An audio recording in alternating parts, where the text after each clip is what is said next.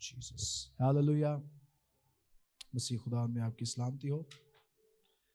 ہم اپنے اس میسج کو جو جذباتی شفا کے تعلق سے ہے اسے جاری رکھیں گے. میں جانتا ہوں کہ یہ ہٹ کر ایک تعلیم ہے جس کے بارے میں زیادہ آپ کو سننے میں ملتا ہے، اور میرے خیال میں شاید ہی ہم اپنی زندگی میں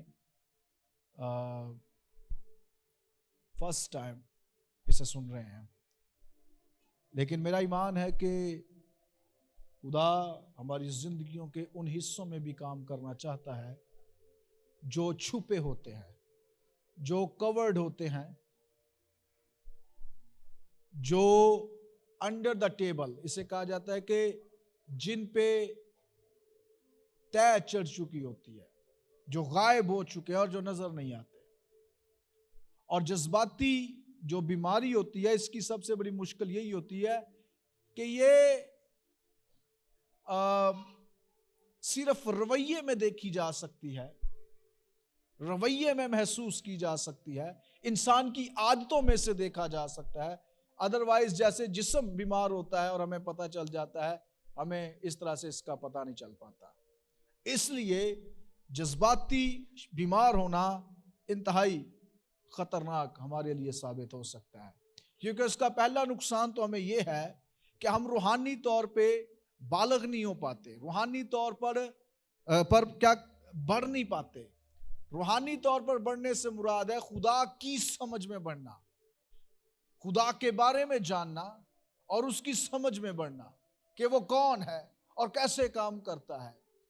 اور نہ صرف یہ بلکہ یہ ہمیں چونکہ خدا کے بارے میں گہرے طور پر جاننے سے قاصر رکھتی ہیں یہ بات، اس لیے ہم خدا کا گہرا تجربہ کرنے سے بھی محروم رہتے ہیں، قاصر رہتے ہیں، کر نہیں پاتے.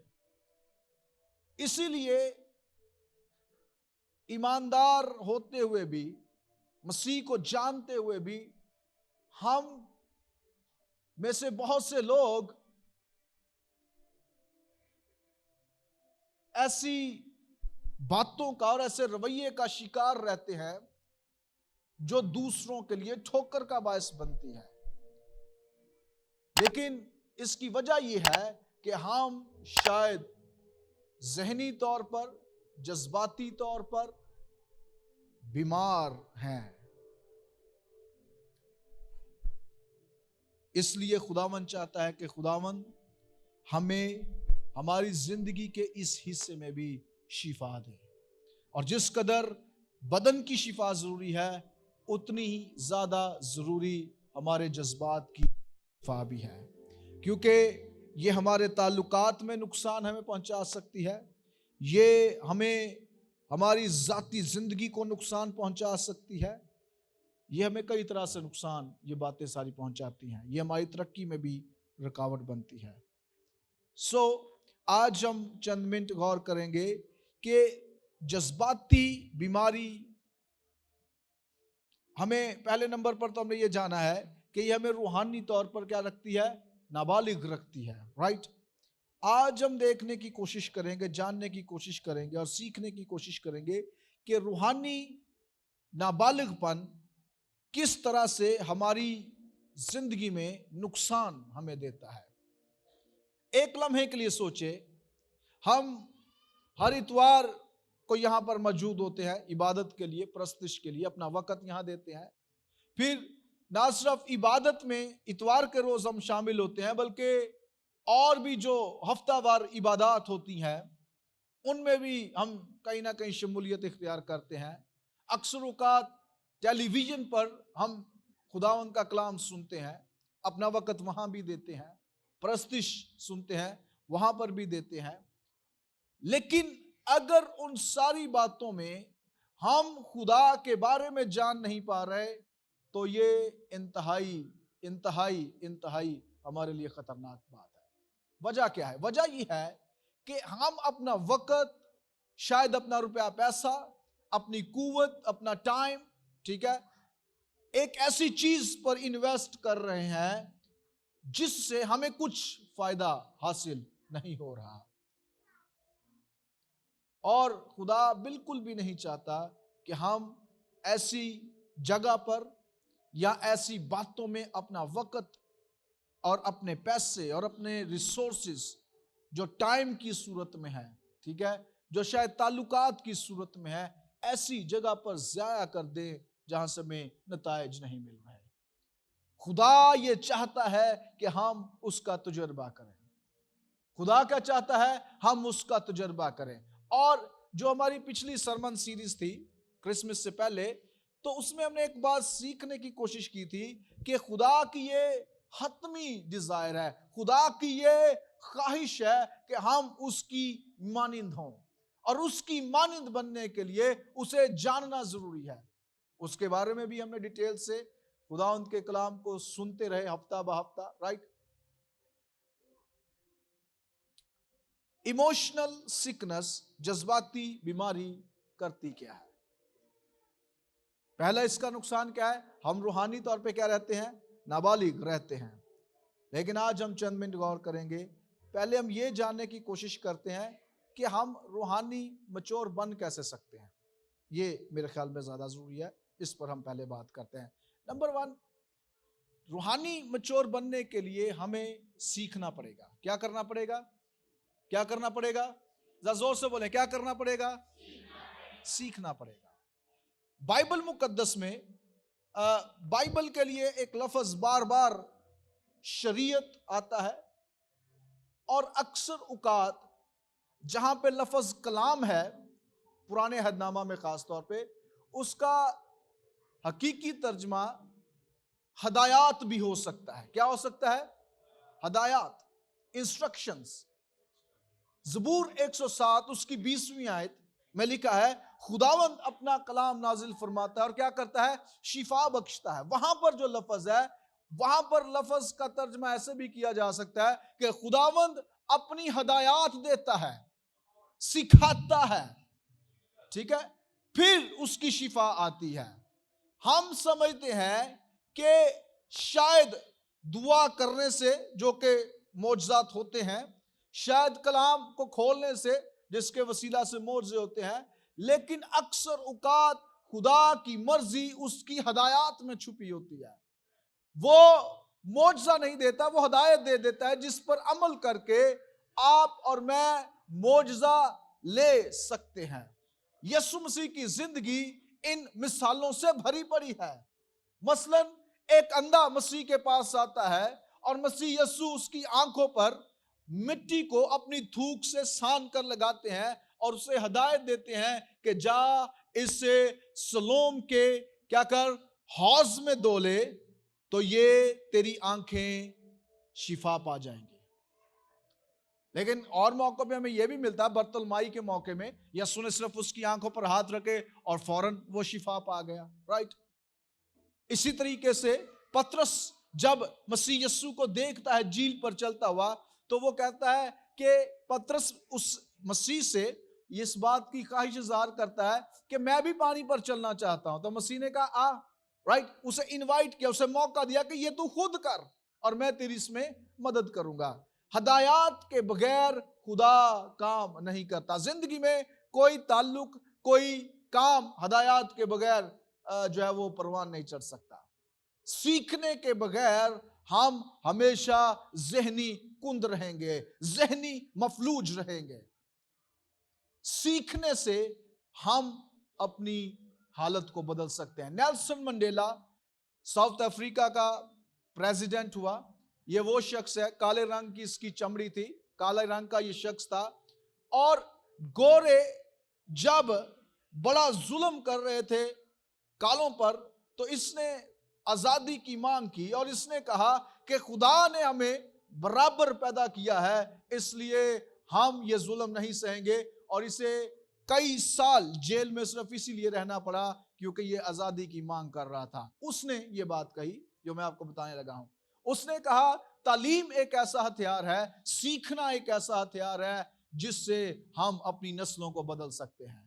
اور یہی کچھ، وہ کوئی نئی بات نہیں اصل میں کر رہا، وہ اصل میں وہی بات کر رہا ہے جو خدا نے موسیٰ کے وسیلہ سے جس کا آغاز کیا، اور اس نے اپنی ہدایات इंस्ट्रक्शंस, तालीम दूसरे लफ्जों में देना शुरू की कि क्या नहीं करना जो तुम्हारे लिए नुकसानदेह हो सकता है और क्या करना है जो तुम्हारे लिए फायदेमंद हो सकता है। इसलिए सीखना बड़ा जरूरी है। Knowing, knowledge.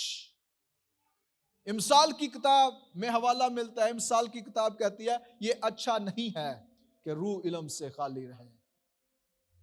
हम और तरह की बड़ी काम सीखना चाहते हैं, बातें भी सीख लेते हैं, होशियार भी बन जाते हैं, लेकिन कभी कभी जहां से हकीकी समझ हमें मिल सकती है हम उसको समझने से कासर रहते हैं।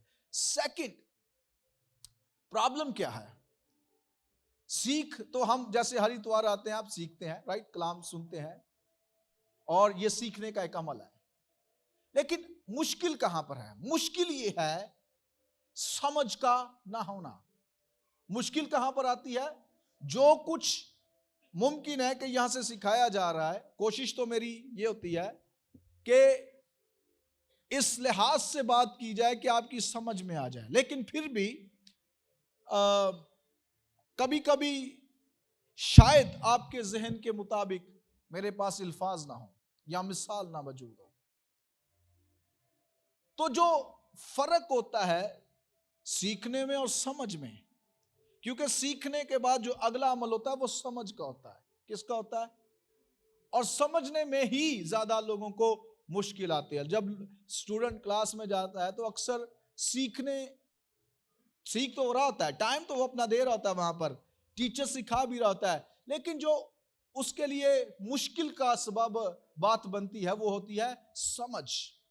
जैसे ही किसी को कोई चीज समझ आ जाती है तो वो उसके लिए फिर वो कहता है ये हलवा है, ये तो बड़ा ही अच्छा था, ये पेपर बहुत आसान था, राइट। वही आसान पेपर किसी ना किसी के लिए अजाब बना होता है, क्योंकि वो जो बात वहां पर मौजूद होती है वो किसी दूसरे को समझ में नहीं आ रही, राइट। अक्सर पास्टर रमजीद यहाँ मौजूद है तो वो कहानी अपने एक दोस्त की सुनाते हैं हमें कि वो जब भी मैट्रिक का पेपर देने जाता है तो वो वापसी पर उनसे पूछते कैसा हुआ है, तो कहते बस समझ नहीं लगी, पता ही नहीं चलिया, बस कार आए हैं। और वो शख्स आज तक मैट्रिक नहीं कर पाया। एनीहाउ, बताने का मकसद ये है कि समझ रुकावट होती है। इसकी मिसाल मैं, इसकी इंपॉर्टेंस आपको, इसकी अहमियत आपको कलाम की मिसाल में से देना चाहता हूं।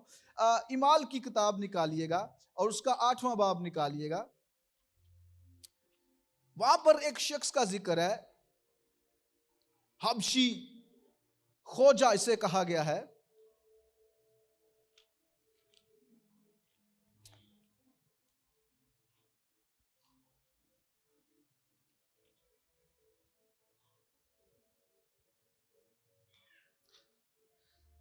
आठवां बाब है और हम उसकी चंद आयात खुदा के कलाम में से तिलावत करेंगे आज।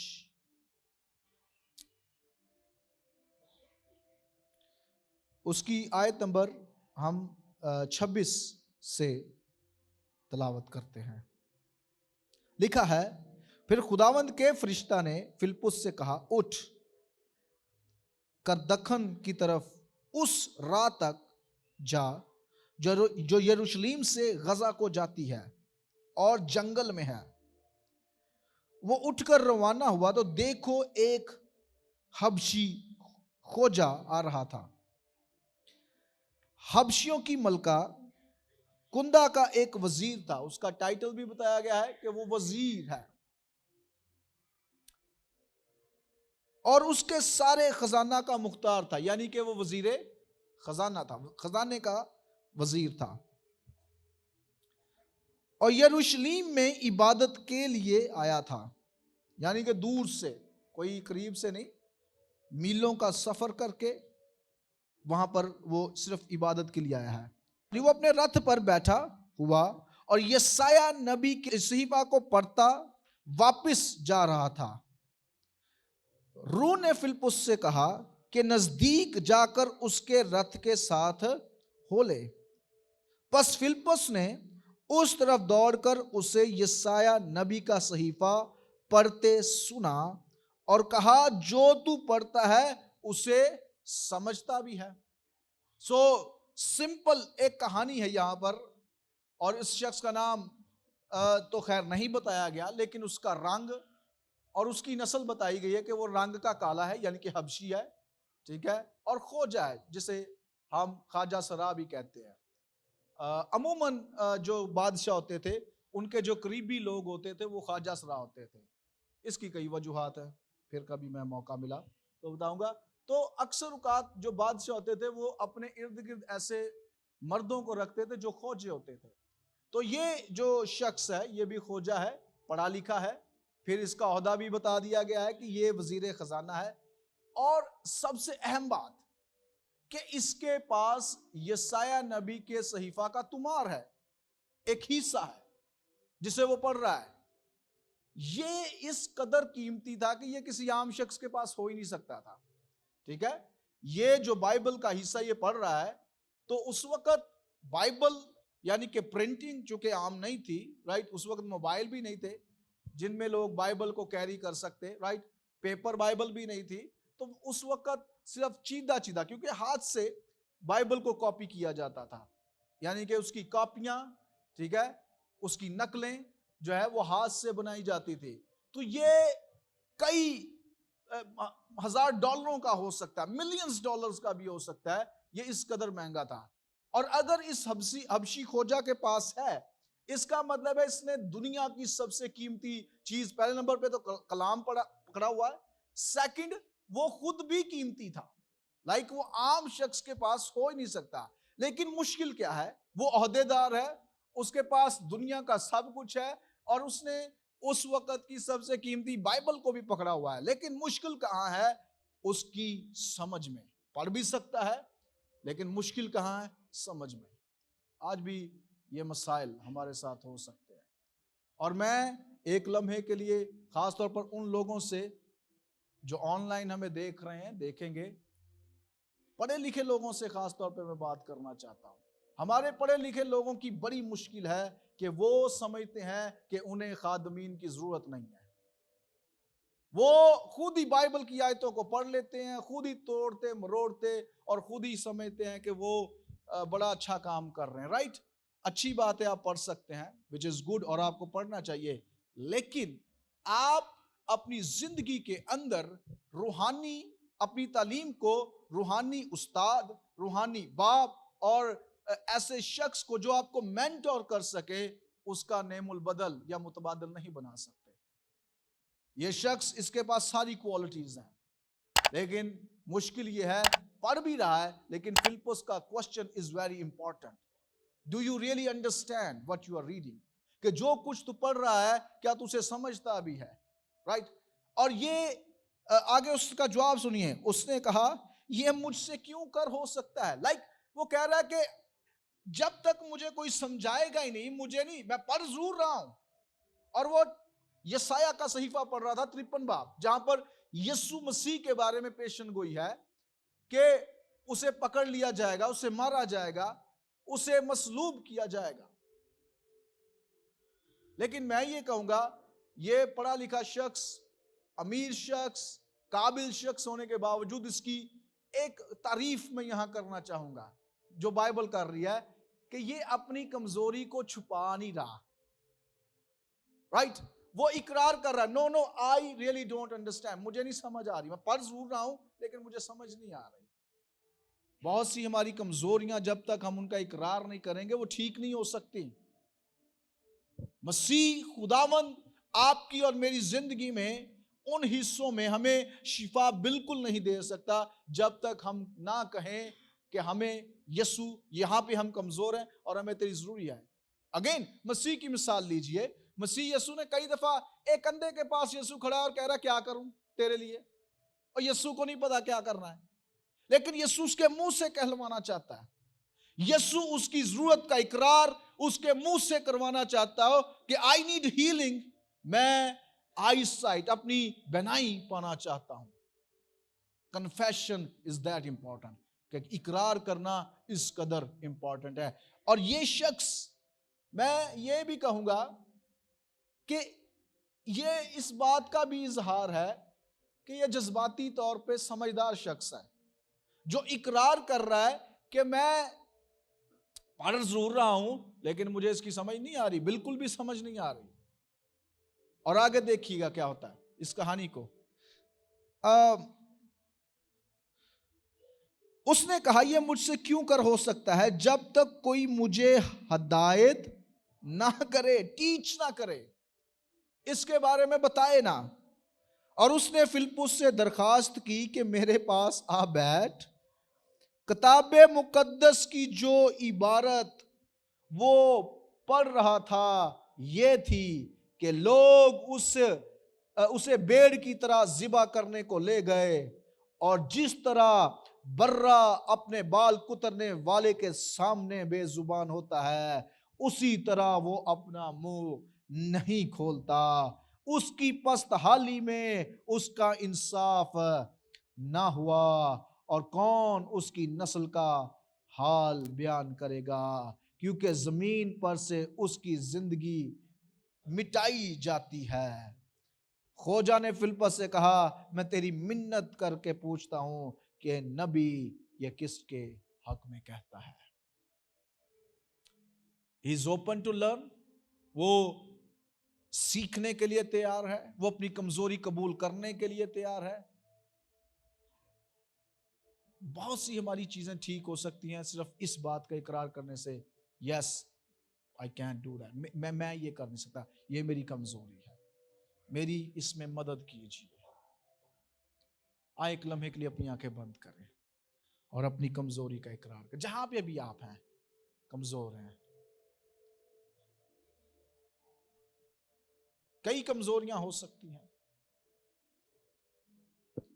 اور آپ جانتے ہیں, یا اگر آج تک آپ جانتے نہیں تو اپنے آپ کو اسٹڈی کریں, اپنے آپ کے بارے میں تو جانیں کہ آپ کون ہیں. یہ کس قدر خطرناک ہے کہ ہم 50 کلو 60 کلو 70 کلو یا اس سے بھی زیادہ وزن رکھتے ہوئے 30 سال 40 سال 25 سال زندگی رکھتے ہوئے, شادی شدہ ہوتے ہوئے, شاید خاندان رکھتے ہوئے, کبھی ہم نے اپنے آپ کو جاننے کی کوشش نہیں کی. Holy Spirit, help us. Help us in my emotions. Bring a healing. Bring a healing.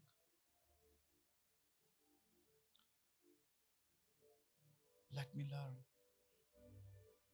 Let me learn. Let me learn from this man. میں اس حبشی خوجہ سے سیکھنا چاہتا ہوں, اس کہانی سے سیکھنا چاہتا ہوں کہ اپنی کمزوری کا اقرار کرنے میں شرمندگی نہیں ہونی چاہیے.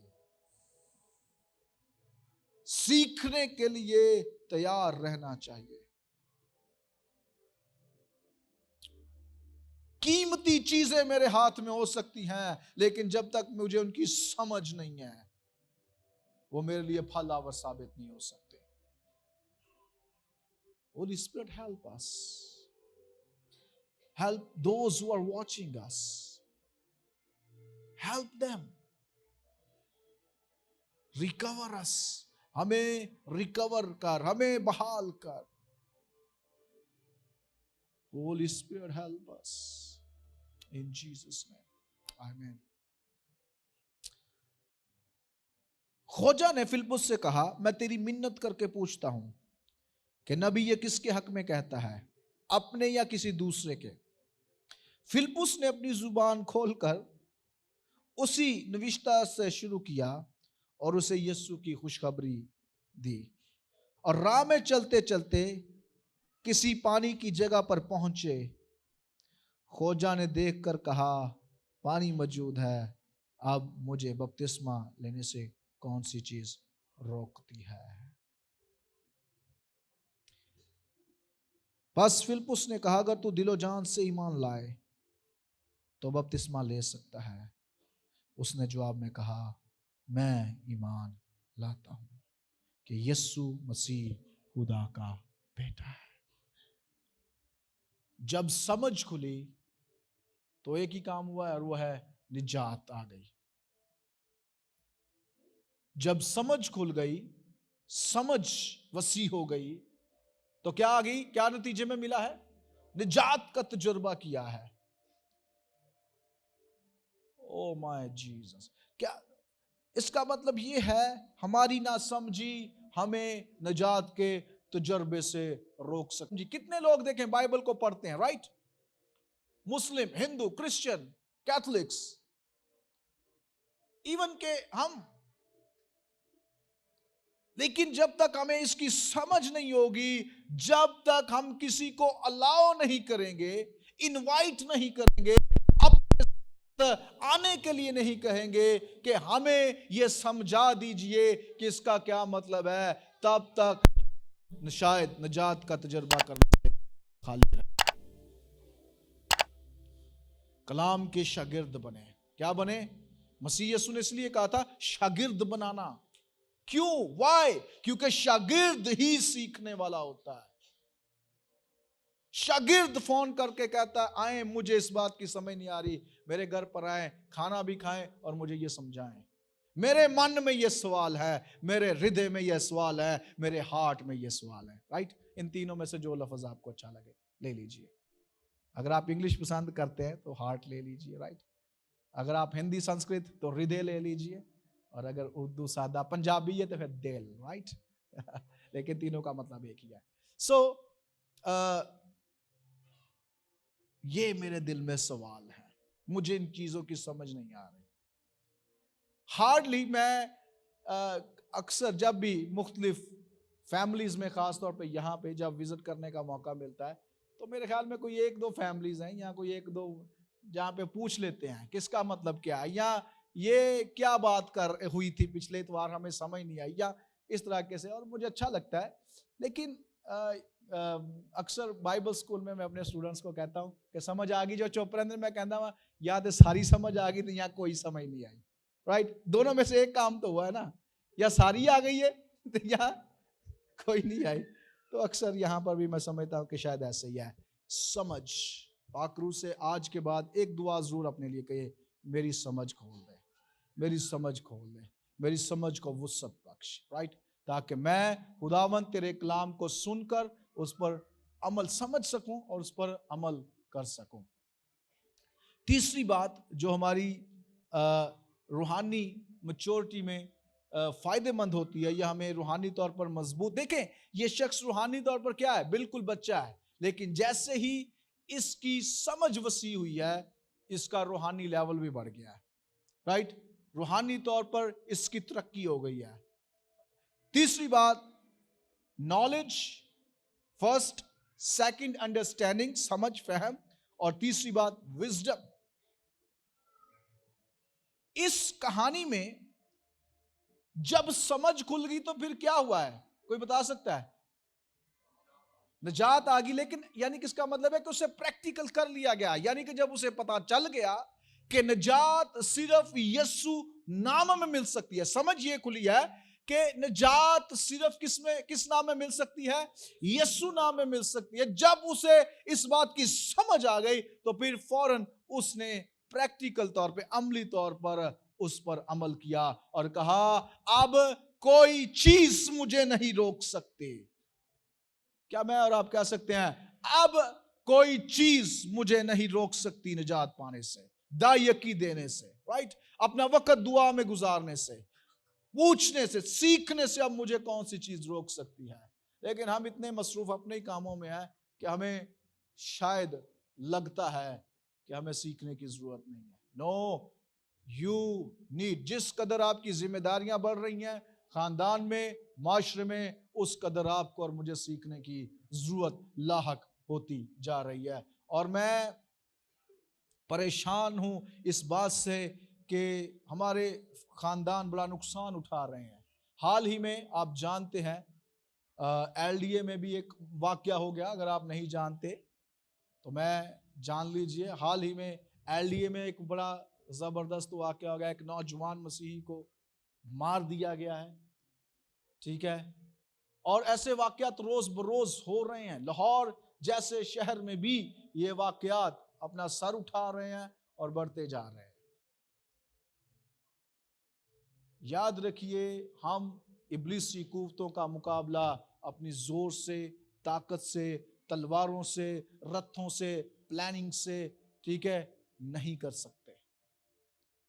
अमेरिका जैसे मुल्क इस काम में नाकाम है, राइट। ईवल, बुराई के साथ वो नहीं लड़ सकते। बुराई के साथ, इब्लीसी कुफ्तों के साथ दुनिया का कोई शख्स, कोई फौज, उसके हथियार लड़ नहीं सकते। बुराई के खिलाफ सिर्फ एक ही चीज लड़ने में हमें कामयाब कर सकती है, और वो है सीखना। और वो क्या है? सीखना।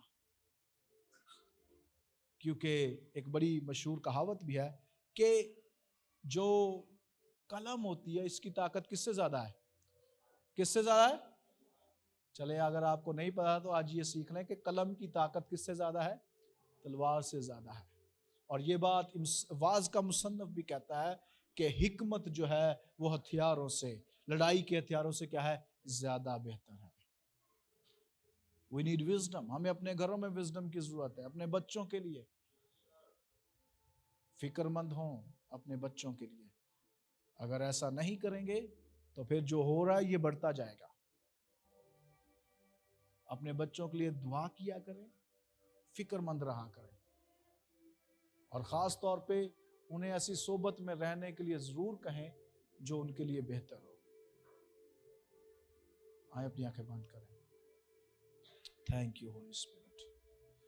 We love you, Jesus. हमारी अंडरस्टैंडिंग को वसी कर।